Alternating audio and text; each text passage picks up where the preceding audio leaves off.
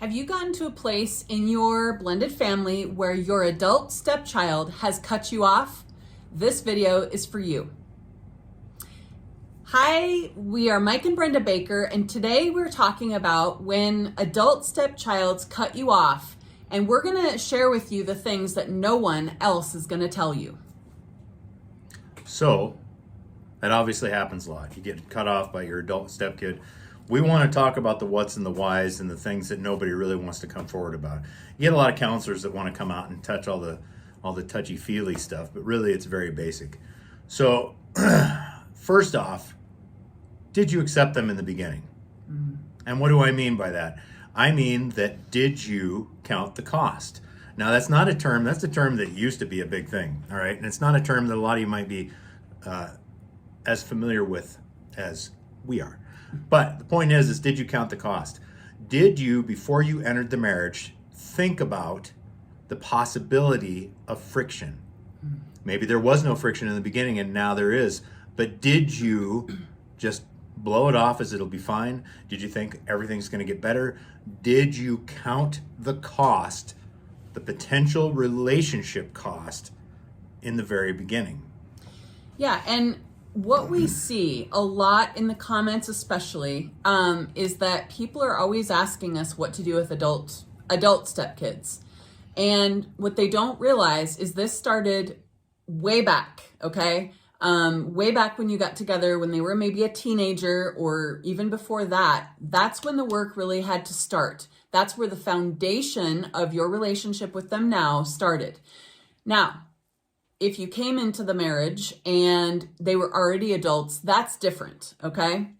But you can't not have and not build a relationship with your stepchild and just expect it to just be okay when they're older.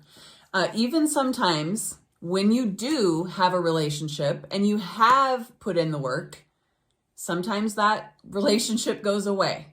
There's a lot of factors to that. We're not going to talk about that here, but just understand that if you didn't do the work then, you can't expect to have the relationship now. That said, there are a lot of adult stepchildren that decide that they're going to try to control the situation. Either they're not going to let their bio parents see the grandchild or themselves if blank, blank, blank, right? If always conditions. Yeah. And so in this video, we really want to cover some of that. So going back to count the cost. All right. Now, remember, this is religious-based counseling we're giving you. Okay. And it will always be, we are always going to assume that you are God-fearing. Always. All right. Because if you're not, are there answers here for you? Absolutely. There's answers here for you. But keep in mind, this is always for the God-fearing. All right. So keep in mind that in Genesis 16, you got Sarah and Hagar. Now, quite honestly, God was way more patient with Sarah than I think I could have been. I don't think Sarah was a kind woman. And she reminds me a lot of Job's wife. Go look. So anyway, in Genesis 16, you've got Sarah and Hagar. Sarah can't have kids. Hagar is, she thinks, well, she couldn't at that point. Yeah, true. All right, God had not blessed her womb. And so she says, take Hagar. Sarah did not count the cost because when it comes to Genesis 20, she is booting both Hagar and her son and doesn't care what happens to them. Doesn't care if they die in the desert. Because technically, I think it was Ishmael was Sarah's stepson. I want to let that sink in for a minute because that gives you a whole different concept of the relationship at the time. Abraham loved him. Sarah did not. And Sarah took it out on Ishmael, took out her distaste and discomfort and whatever else you want to call it with Hagar. And the jealousy, because her husband loved this boy, takes it out on Ishmael. Okay, so just to break it down just a little bit more for you, let's say you hate, you are jealous, you are angry with the bio mom. Let's say you're the stepmom, okay? It'll come back to you.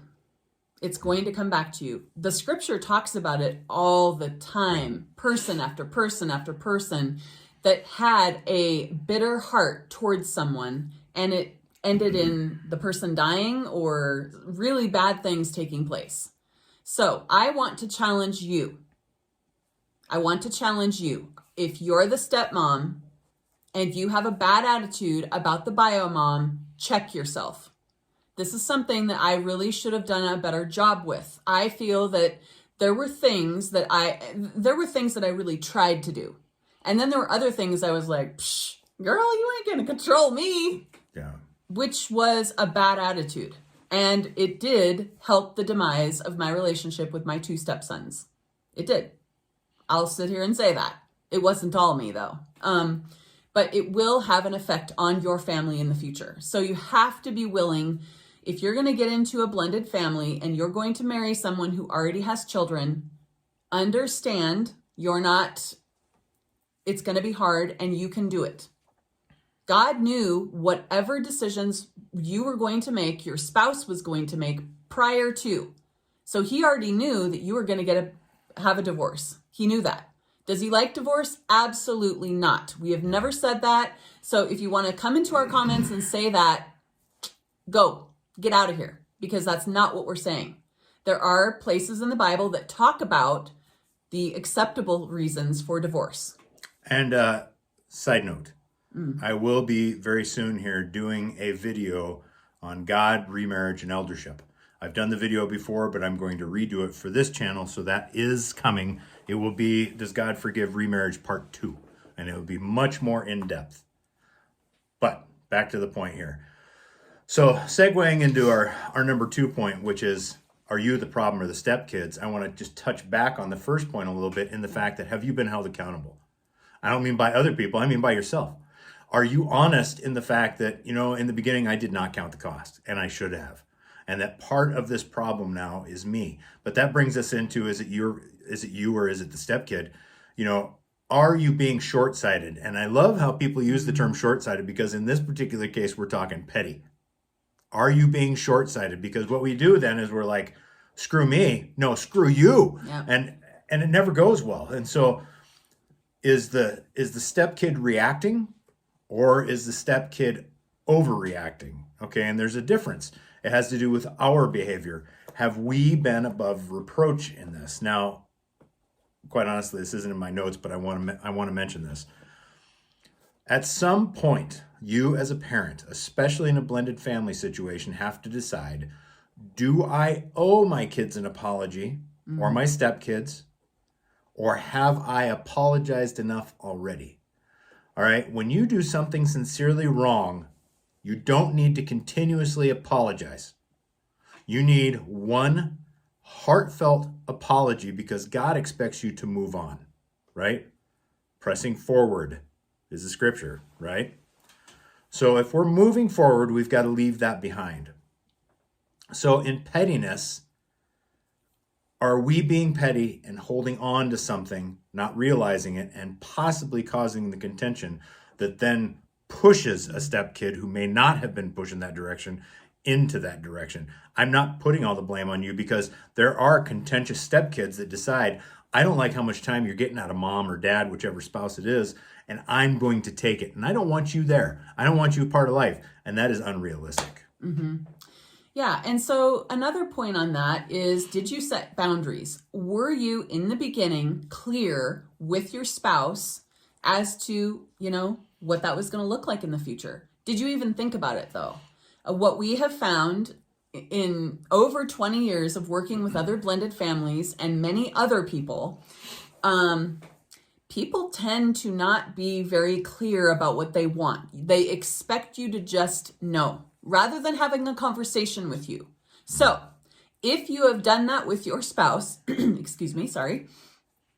if you've done that with your spouse, it's time to stop it. It's time to schedule a weekend away, come clean with all of your unspoken expectations, because those are a relationship killer.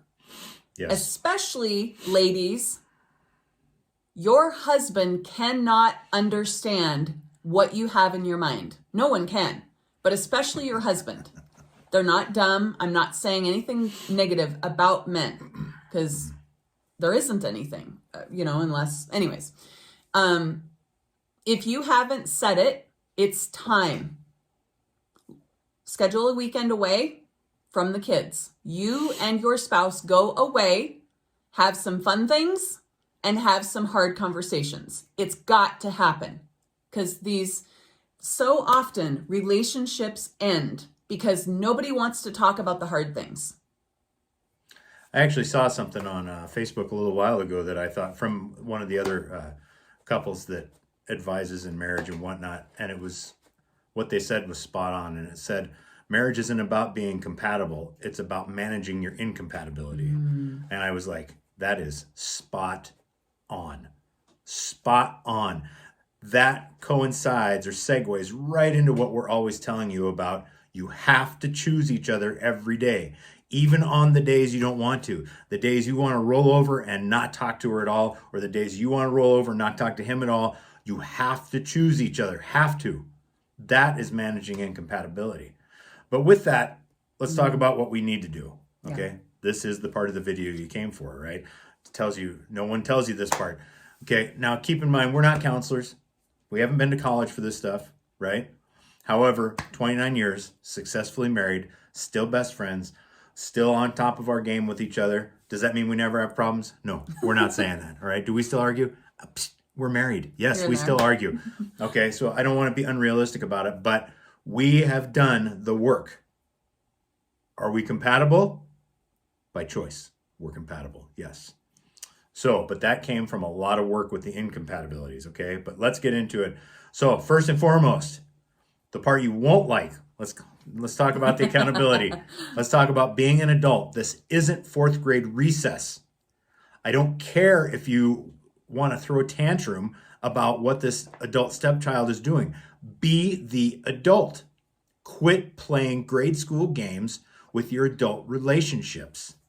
Yeah, and I feel like in the last several years here has really been where people decided that their feelings trumped other people's. That can never happen in a blended family. You have got to always be thinking about your spouse and what they're going through. Because remember, especially if both of you have been divorced and both of you have children from that previous marriage, you're both going through some stuff. And hopefully not at the same time. Yeah. At one point in our younger years, we had 3 people that we were in court with. My ex-in-laws, my ex-husband, and his ex-wife. All at the same time. And it was fun. It wasn't fun at all, actually. And it was very expensive. Yeah. Okay? So yeah, I think I'll... So, no, it's fine. So the next thing to remember is be consistent, but give space. All right? I mean... Maybe I didn't finish my thought before, but at some point, like I said, you've got to decide, I don't owe any more apologies. Yeah. Okay? I made a mistake. I apologize for that mistake. I'm not apologizing for it anymore. We have moved past that. If you have not moved past that, that is a you problem, not a me problem. This is the being consistent and a little bit about the boundaries, but you have to give space at the same time. So when they come to you with this thing that's still bothering them, or they say it, they blast it out because they want to hurt you, you have to be consistent and say, we talked about that and I apologize for that. And I'm sorry you're still stuck there, but there's nothing more I can do for you here. I want this relationship to move forward. But if you're not ready for that, giving space, then I'll give you the space you need until you are. But that also comes down into our next one. Do you need to apologize? Right? We've talked about apologizing. Do you need to apologize for everything? You do not need to apologize for everything. Just because something feels wrong doesn't mean you were wrong. You've got to learn that balance within yourself. A lot of people nowadays want to apologize just to move on. All right? That is not a good idea because regardless of what you might think, when you apologize for something you didn't do just to get the relationship rolling again, I haven't met a person yet doesn't carry it right here. And that carries into the relationship, maybe not directly, but it carries into your attitude towards them. And really, it doesn't change your relationship going forward. Because if you have a major problem with your spouse or stepchild or even one of your children, if the person just apologizes to get you to shut up, what happened there? No good. Nothing. No change behavior. Nothing has changed. And so apologies at that point mean zero.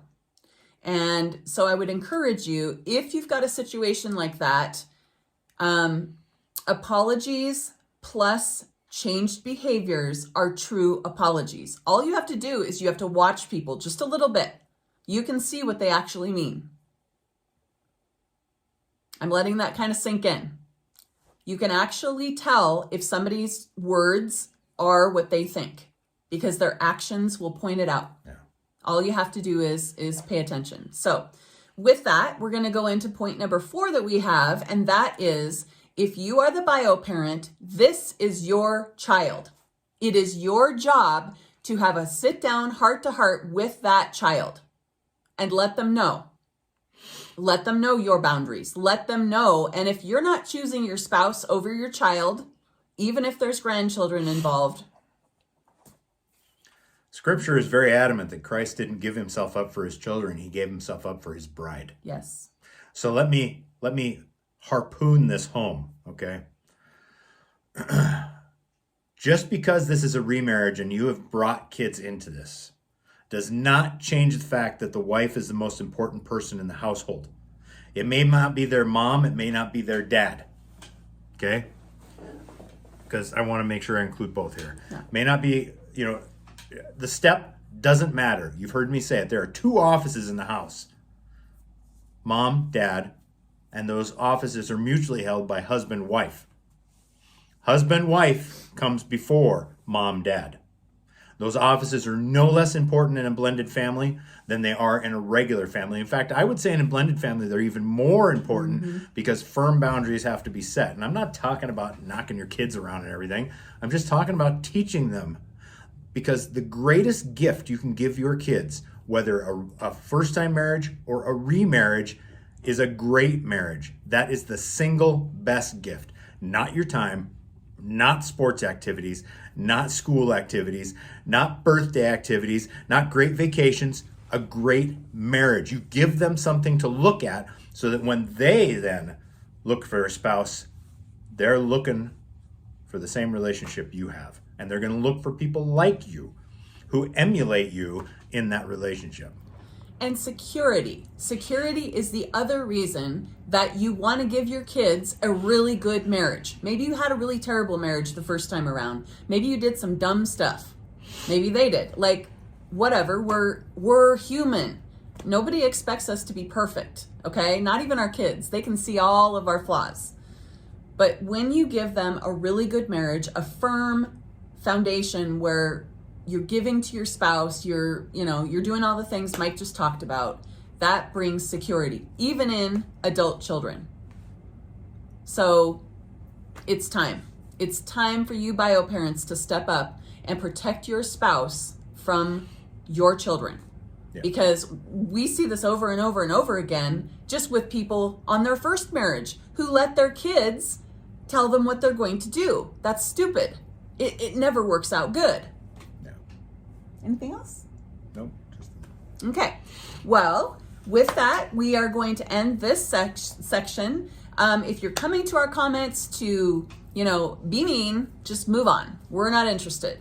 If you're coming here for a real reason and there is something that we can do to help you, we encourage you to leave a message below, go to the email address on our profile.